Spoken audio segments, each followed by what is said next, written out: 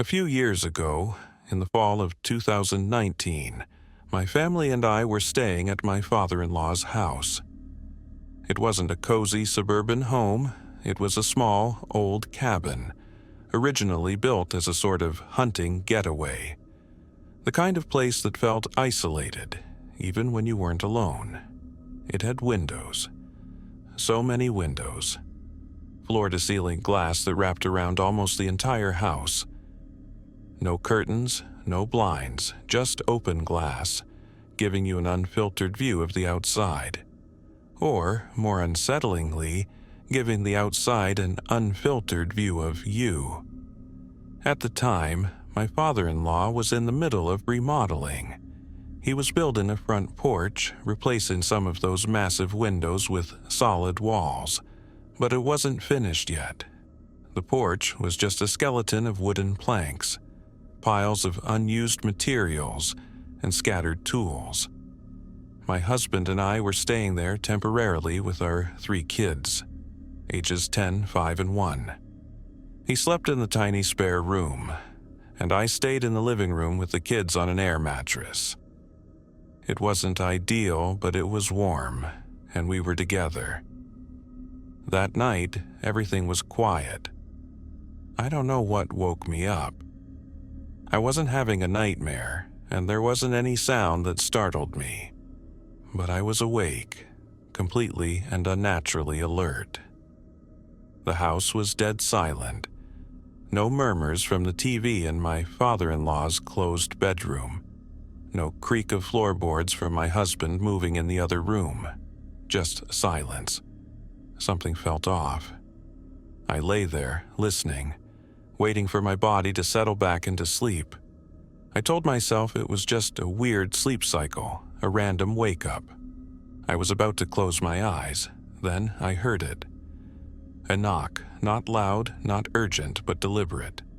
A slow, steady knock at the front door. I froze. It wasn't the kind of knocking that you'd expect from a neighbor needing help. There was no voice calling out, no sound of a car pulling up outside, just knocking. I held my breath, listening. No one else in the house reacted. My father-in-law didn't get up, my husband didn't stir. The kids slept soundly beside me. The knocking didn't stop. It wasn't frantic, but it was patient, persistent, as if whoever was out there knew someone was awake, knew someone was listening. Then, the footsteps. Slow, shuffling steps moving away from the door, across the unfinished porch.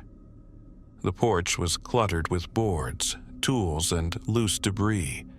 Whoever was walking through it had to step carefully, maneuvering around obstacles. But they weren't rushing, they weren't lost. They knew exactly where they were going. And then the sound changed. It was right next to me. A tap. A single, deliberate tap on the window. I was lying on my side, facing away from the glass, but I knew exactly where the sound had come from. Right behind my head. Something was standing outside, inches away. Just a thin pane of glass separating us. It wasn't random, it wasn't an accident, it was intentional. Whoever, whatever, was out there knew where I was. It had chosen that exact spot to knock. I felt every hair on my body stand on end. I didn't move, didn't breathe. Then came another tap and another. Not frantic, not asking to be let in, just reminding me it was there. I don't know how long it lasted. Seconds, minutes? Eventually, the knocking stopped. For a moment, I thought it was over. Then I heard something that made my blood run cold. A metallic creak, something was above me. The slow, deliberate sound of footsteps on metal. It was walking across the roof. My mind raced. There were no ladders, no easy way up. The porch was unfinished. There was no reason anyone should be able to get onto the roof. And yet, something was up there. I lay there, paralyzed, listening to each slow step move above my head, then Just as suddenly as it had started, it stopped. Silence.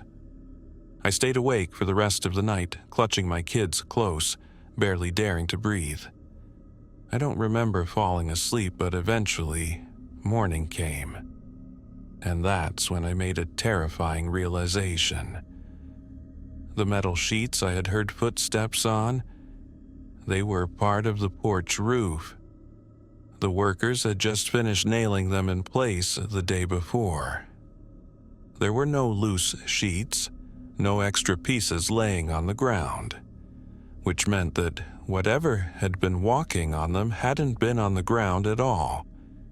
It had been on the roof, and the only way to get there was to climb, to pull itself up from the porch, to watch through the windows, to know exactly where I was lying.